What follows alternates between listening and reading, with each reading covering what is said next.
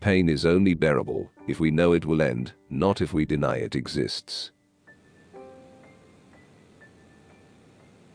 Live as if you were living a second time, and as though you had acted wrongly the first time.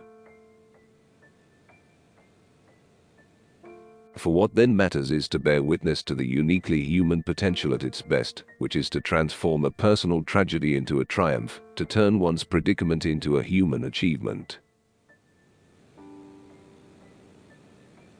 I try to do everything as soon as possible, and not at the last moment.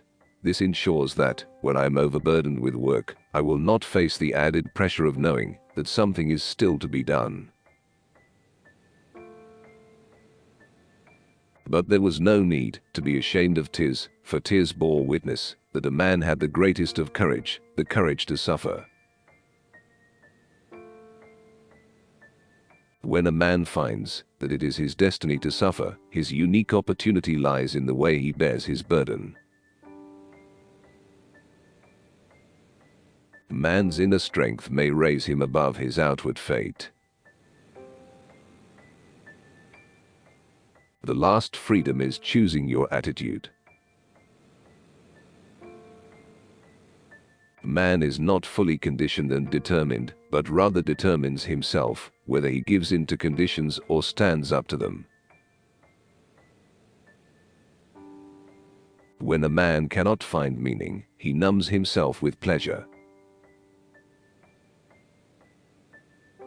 A man's concern, even his despair, over the worthwhileness of life is an existential distress, but by no means a mental disease. The more one forgives himself, by giving himself to a cause to serve, or another person to love, the more human he is, and the more he actualizes himself. In times of crisis, people reach for meaning. Meaning is strength.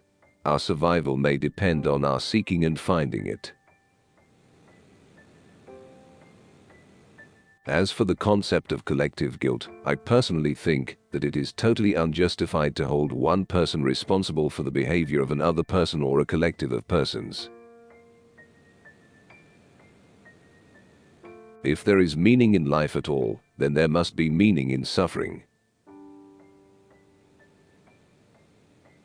Man can only find meaning for his existence in something outside himself.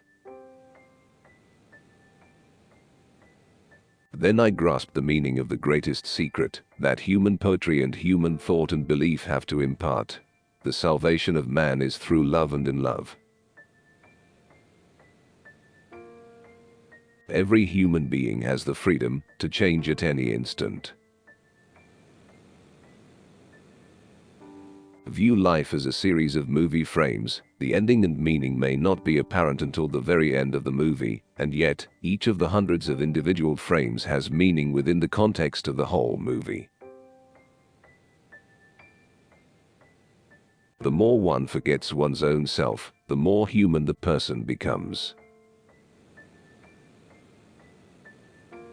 The point is not what we expect from life, but rather what life expects from us. Each of us carries a unique spark of the divine, and each of us is also an inseparable part of the web of life. The quest for meaning is the key to mental health and human flourishing. An abnormal reaction to an abnormal situation is normal behavior. To suffer unnecessarily is masochistic rather than heroic. The attempt to develop a sense of humor and to see things in a humorous light is some kind of a trick learned while mastering the art of living. Self-actualization cannot be attained if it is made an end in itself, but only as a side effect of self-transcendence. Humor was another of the soul's weapons in the fight for self-preservation. No man should judge, unless he asks himself in absolute honesty, whether in a similar situation he might not have done the same. Even when it is not fully attained, we become better by striving for a higher goal. It is here that we encounter the central theme of existentialism. To live is to suffer, to survive is to find meaning in the suffering. Just as a small fire is extinguished by the storm, whereas a large fire is enhanced by it, likewise a weak faith is weakened by predicament and catastrophes, whereas a strong faith is strengthened by them.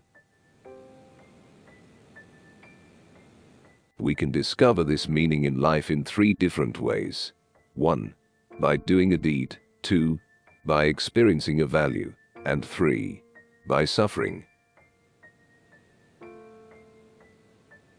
Man's main concern is not to gain pleasure or to avoid pain, but rather to see a meaning in his life. Love is the only way to grasp another human being in the innermost core of his personality. Life asks of every individual a contribution, and it is up to that individual to discover what it should be. Life ultimately means taking the responsibility to find the right answer to its problems and to fulfill the tasks which it constantly sets for each individual. In some ways, suffering ceases to be suffering at the moment it finds a meaning, such as the meaning of a sacrifice. Being tolerant does not mean that I share another one's belief, but it does mean that I acknowledge another one's right to believe and obey his own conscience. If we take a man as he is, we make him worse, but if we take man as he should be, we make him capable of becoming what he can be. It isn't the past which holds us back, it's the future, and how we undermine it today. There are 2 races of men in this world, but only these 2, the race of the decent man and the race of the indecent man. Between stimulus and response is the freedom to choose. Our greatest human freedom is that, despite whatever our physical situation is in life, we are always free to choose our thoughts. Life is never made unbearable by circumstances, but only by lack of meaning and purpose. The one thing you can't take away from me is the way I choose to respond to what you do to me. Success, like happiness, is the unexpected side effect of one's personal dedication to a cause greater than oneself. Forces beyond your control can take away everything you possess except one thing: your freedom to choose how you will respond to the situation. Life is not primarily a quest for pleasure, as Freud believed, or a quest for power, as Alfred Adler taught, but a quest for meaning. The greatest task for any person is to find meaning in his or her own life. Each man is questioned by life, and he can only answer to life by answering for his own life. To life he can only respond by being responsible. No one can become fully aware of the very essence of another human being unless he loves him.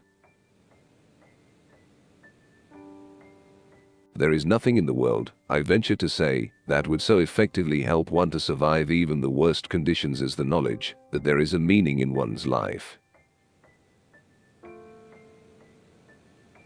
Being human always points and is directed to something or someone other than oneself, be it a meaning to fulfill or another human being to encounter.